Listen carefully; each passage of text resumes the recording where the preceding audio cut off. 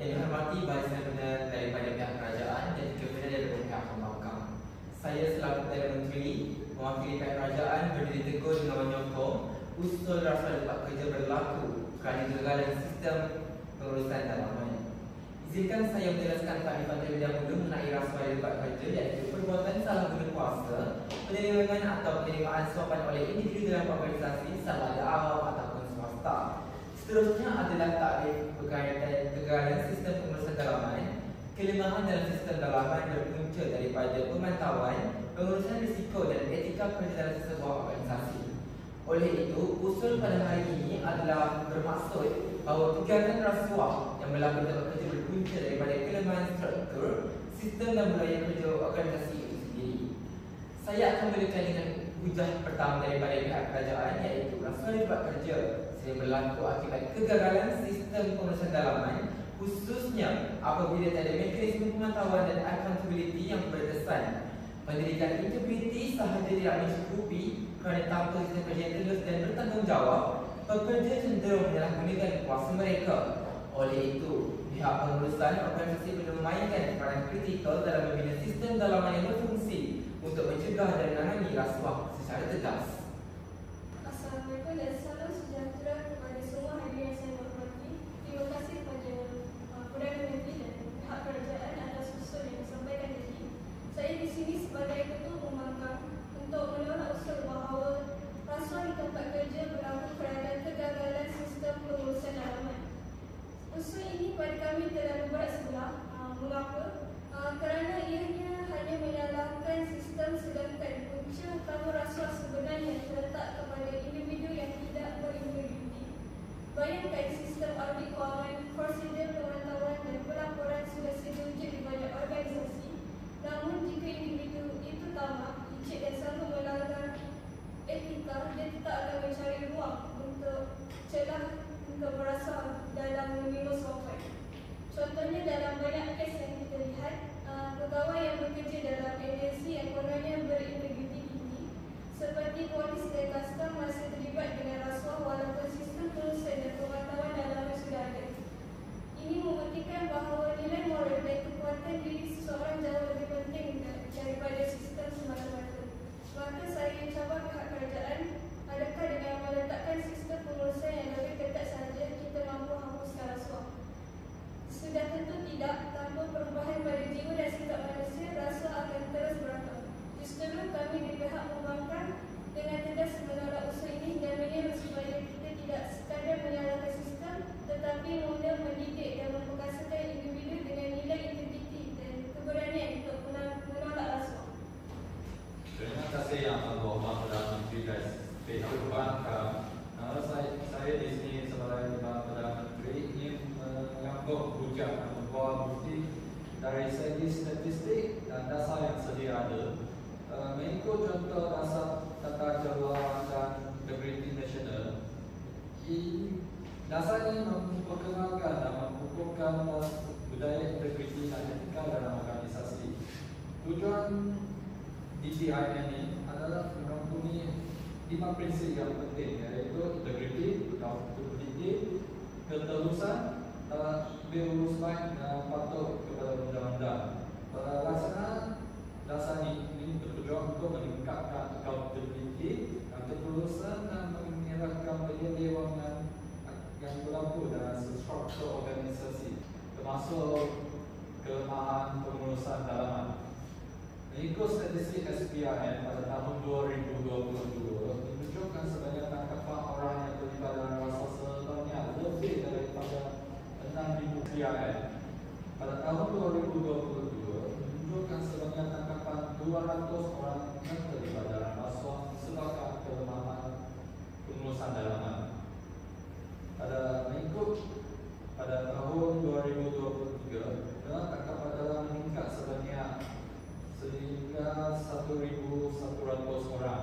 Pada tahun 2024, jumlah tangkapan orang yang terlibat dalam kes rasuah telah meningkat sebanyak 2,280 orang. Ini bermaksud dasar ini berkesan untuk mencegah aktiviti rasuah dalam sistem pengurusan dalaman. Maka kami menyatakan bahawa Rasuah berlaku disebabkan kelemahan sistem pengurusan yang lemah. Terima kasih Yang Berhormat Timbalan Perdana Menteri atas ucapan sebentar tadi. Saya juga ingin mengemukakan pendekatan alternatif. Isu ini tidak boleh diselesaikan hanya dengan melihat kepada sistem pengurusan dalaman. Kita perlukan reformasi yang menyeluruh. Sistem dalaman cenderung ditutup atau dikawal oleh pihak atasan yang berkepentingan. Maka, penglibatan luas di media bebas, audit pihak ketiga dan juga pelaporan awam adalah jauh lebih baik. Lihat saja bagaimana negara-negara seperti Denmark mengamalkan keterusan penuh dengan sistem pelaporan terbuka dan undang-undang perlindungan pemberi maklumat yang kuat. Hasilnya, indeks rasuah mereka sangat rendah. Kesimpulannya, menyalahkan sistem dalaman serta-merta adalah tidak mencukupi.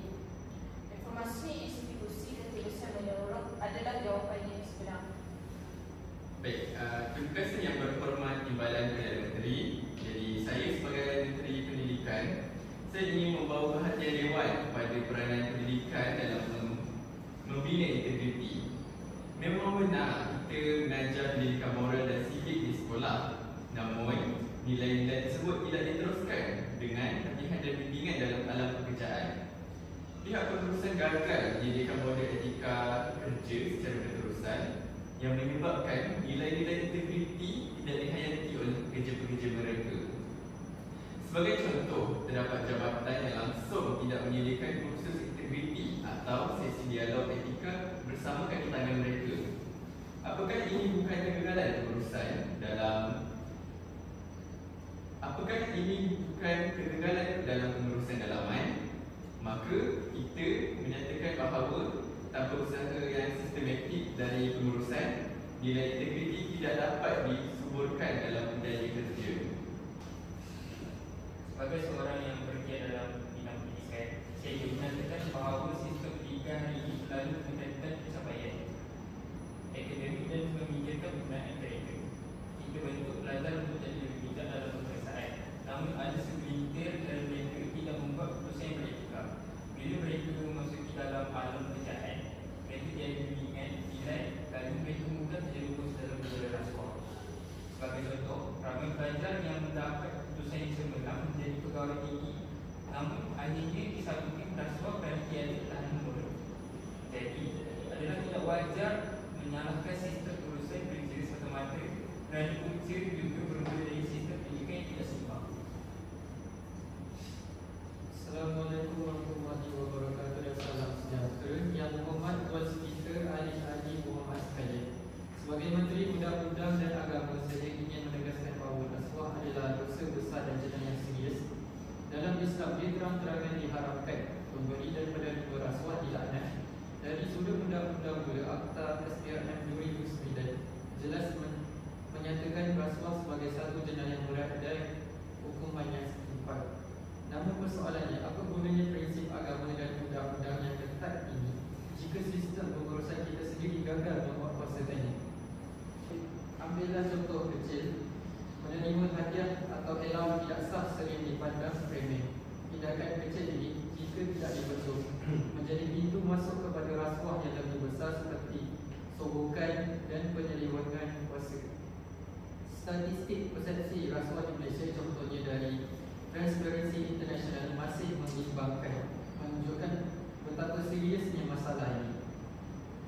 Maka saya tegaskan kegagalan menerapkan etika dan pencegahan melalui sistem dalaman adalah punca utama rasuah terus berleluasa. Sesebuah organisasi tidak akan mampu memerangi rasuah secara berkesan selagi tiada mekanisme kawalan dalaman yang kukuh dan terus.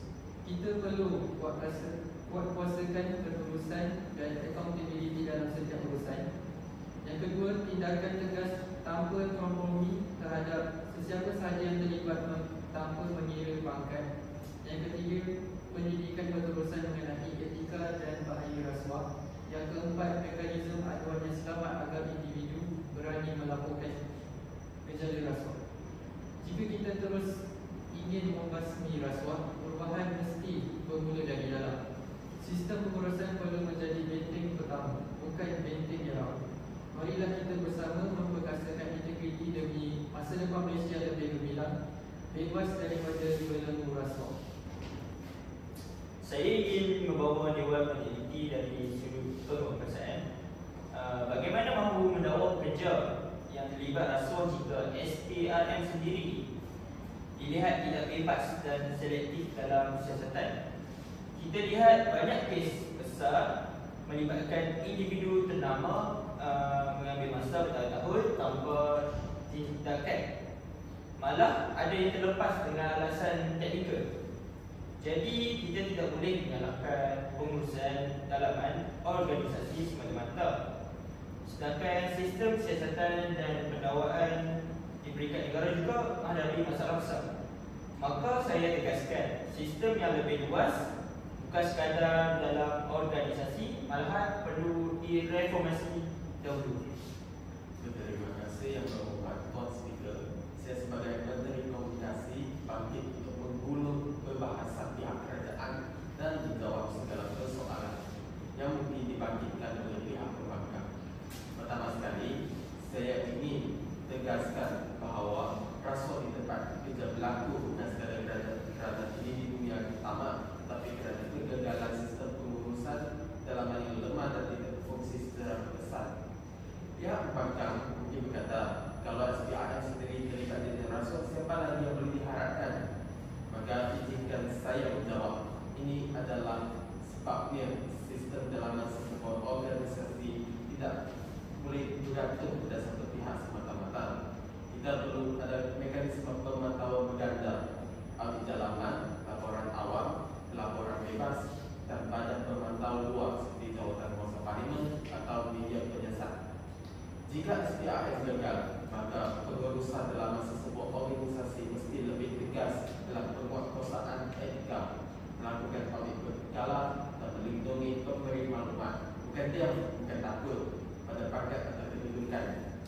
Kegagalan sistem pengurusan bukan sahaja membiarkan rasuah berlaku, tetapi juga melindungi pelaku. Sebagai contoh, pegawai yang menerima rasuah tetapi tiada tindakan kerana bos tidak memburukkan nama jabatan. Laporan dilambatkan, CCTV dipadamkan, fail hilang. Semuanya bukan dari individu semata-mata. Ini adalah hasil daripada sistem pengurusan yang cuai dan tidak telus.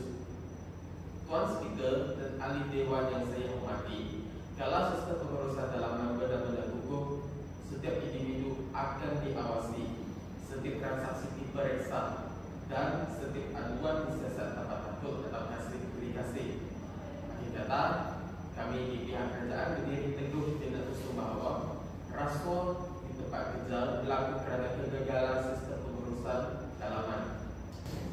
Baik, terima kasih. Izinkan saya merumuskan bahawa pasukan pembangkang tidak menolak kepentingan sistem dalaman, tetapi kami yakin ia bukan satu-satunya punca. Rasuah berlaku kerana gabungan faktor individu yang hilang nilai, sistem penguatkuasaan yang lemah dan ketidakadilan keterusan menyeluruh. Sebagai contoh, negara yang berjaya memberantas rasuah seperti Finland dan Norway tidak hanya bergantung kepada sistem dalaman, tetapi turut menguatkan peranan media, pendidikan, nilai dan undang-undang yang bebas. Justru kami menolak unsur ini dan mencadangkan pendekatan holistik sebagai jalan penyelesaian sebenar. Pada akhirnya, pihak pembangkang berputar balik pada isu yang sama, iaitu kelemahan sistem pengurusan dalaman disebabkan berlaku rasuah. Di sini saya tanya semula kepada pihak pembangkang bahawa pihak pembangkang terima tak isu rasuah berlaku disebabkan kelemahan sistem pengurusan dalaman? Saya sebagai ketua pembangkang setuju dengan pihak kerajaan yang telah menjawab. Jadi, di sini kita datang berpayungan sesi debate kita bahawa kedua-dua pihak tidak terima setuju bahawa kelemahan sistem pengurusan dalaman berlaku isu rasuah. Sekian, terima kasih.